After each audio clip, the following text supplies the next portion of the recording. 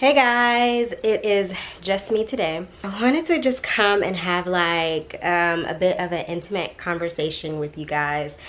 Something that's kind of like been on my heart, right?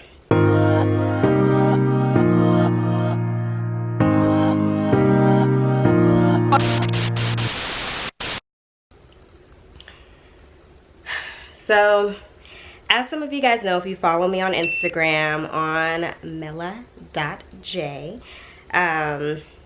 you guys know that I would say about 2 weeks ago, YouTube had invited us out to this creator dinner. It was Pride that week in LA, and as soon as Q and I saw the invite, we were like, we have to make it out to LA, like legit.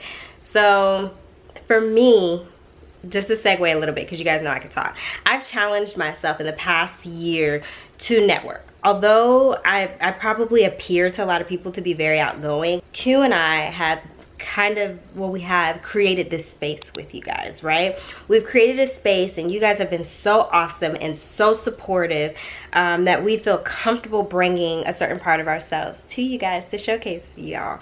And in other spaces, I'm not as vocal, especially I would say like in work events. So going across the country, especially by myself, because we do have baby boo, so we didn't have a babysitter, it was a little scary.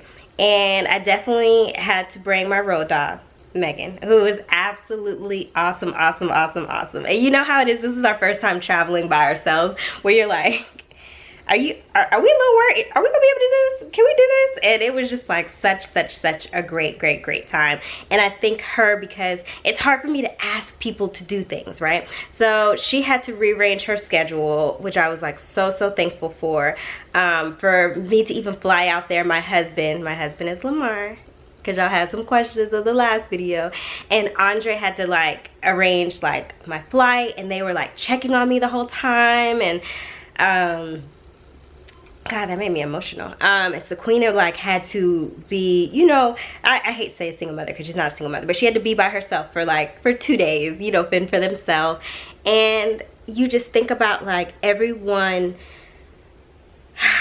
that like supports you for your dreams, right? So Megan and I go out to LA, and the event was just like beautiful. To be in such a space where people are so open and people, they're like you, right? Because a lot of times we find ourselves, especially queer women of color, the only one in these spaces. We are the only one. So when you go out to a space and, you know, it's nothing but people who, you know, fight similar fights that you fight, it feels so empowering. This is an event where you want to talk to people. What are you going through in your space? And how are you overcoming obstacles? And one question that kept coming up was, how do you celebrate Pride? How are you prideful? And that resonated in me, and it made me think about how I come out in spaces where I come out in spaces where I am the only one.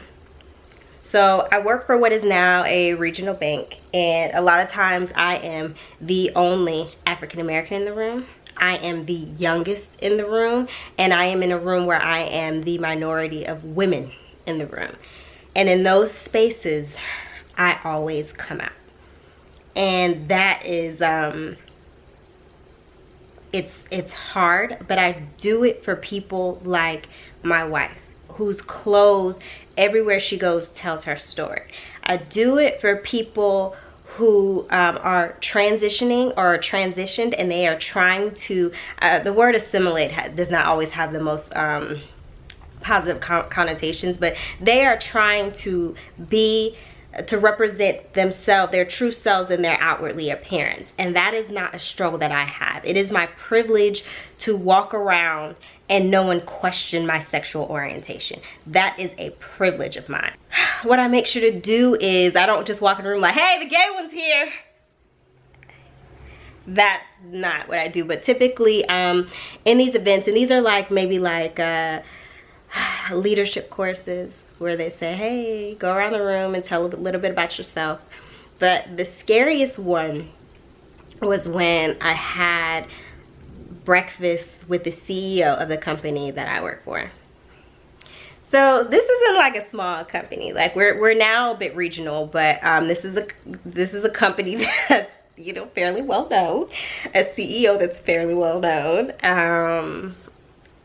So how this happened is I get an email from the administrative assistant of the CEO about breakfast, and I like double checking my name, double checking who they are, is this for real, and checking to see how many recipients this went to. So I know he does conferences at work. I had ran across one of his conferences that I almost snuck in, but the conferences was like around a conference room about like maybe 100 people or so. This was a small intimate breakfast of maybe like 8 people, if that. So we're at breakfast, and it was breakfast, of course, like in the nicest floor of the building, and all this selection, this beautiful table. I'm like, oh, we got this is nice. But you know, you gotta act like you're used to nice things. So you know, I'm, you know, in a corner acting like I'm used to nice things. And he asked everyone to go around the room and tell a little bit about themselves. So of course I'm nervous. I'm nervous now. I'm like, you know, shaking, inwardly shaking, and I'm practicing kind of like what I'm gonna say.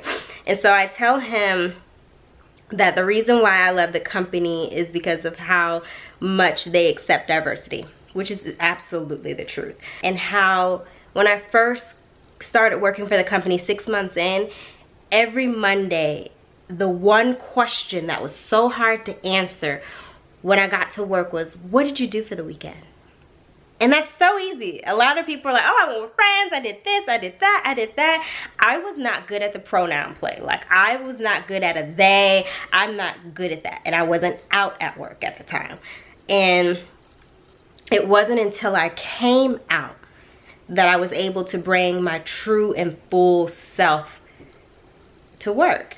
I told him in that group where I was the only one in another space where I am the blackest, the gayest, and the youngest, that I was gay, and that I have a wife and a baby, and I am intentional and purposeful in letting that information out, that I want to come out in these spaces because it's hard to hate up close, and that I appreciate the environment that he's created, so on and so forth, whatever. I cleaned it up then.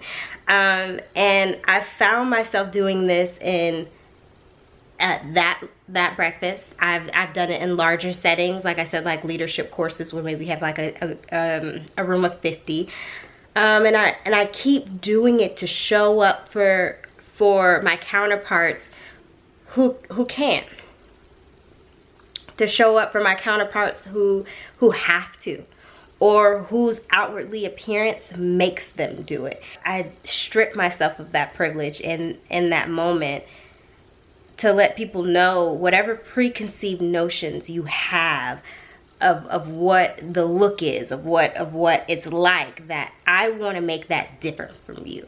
Because whatever thoughts we have of the LGBTQIA community, some of it's true, sure, some of it's false, but the thing is, it's diverse. There's no like sweeping generalizations of people that can encompass everybody in our community. And I like to be that person to say, if you thought you didn't know someone who's gay, which you absolutely do, you do, and it's me. That's what I did in LA. I told that story, and what was funny is that I mean, that story is important to me, but you don't think about like how maybe that could be important to other people. So Megan and I go into the dinner. First, there was an outside kind of event where everyone was kind of at the bar, and we were taking pictures, super cute. Then we walk into this beautiful event, which we were not allowed to record, so there's not a lot of video of that.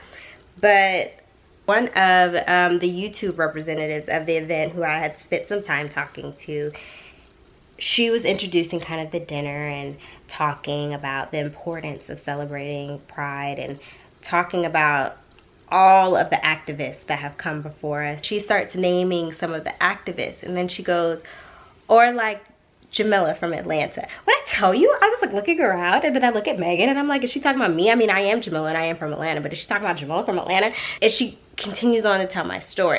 I don't think, again, with my privilege, I didn't have the hardest fight. I didn't come out when I was young. There was no threat of me getting kicked out of my home, of not being supported financially. I've come out at work, as I've said, and with never any consequence. And that's why it's probably easier, it becomes easier and easier for me to continue to come out, because I haven't faced the consequence of not having a job. So there is absolutely a lot of privilege there, and I'm not saying I have the hardest fight, but the fight that I do have and the obstacles that I do have, I will continue sharing, and in some way hope that if I don't assist in the mind of someone, that I'm a story that someone else can tell another person or another person and another person. And this is why we share our life on here, so that those people who are ignorant to what we're going through, we can open them up. If we have a small story and some of the obstacles we go through are not the biggest, if people can swallow that, then they can start swallowing other things that our community has to go through. And when I say swallow, I don't mean tolerance, I mean acceptance and understanding. And the fact that my story can resonate in someone else, and that story can somehow become more normalized, so that other stories that we hear can become more normalized, that makes me feel good, because there are people still getting killed for being their true selves in Atlanta, Georgia, all over the country. So this is still a fight that we have to fight. Showing pride for me is just, it's really, you know, it's showing up and showing up in my true self, in my true form. And I know I got a little long-winded. I just wanted to tell you guys just the story of us going out to LA, how that kind of sparked this conversation in me of how I show pride and how I come out in spaces that I am the only one, and how I hope that people being close to me makes it, again, more normal, so that they can become close to others. Yeah, so I just wanted to have kind of like this conversation with you guys. It's a little different than what we normally do. I hope, you know, it's all right. Let me know what you thought. Let me know times that you've had to come out. When you think coming out to your parents, that's when you say a coming out story, you think about coming out to your parents, but a lot of us have to come out over and over and over again. So tell me about it. Tell me about the easiest time you had to come out. Tell me about the worst time you had to come out. Tell me about coming out at work. And let's continue to show up. Those who are able, who have the privilege, let's show up for those who don't. All right, y'all. Bye.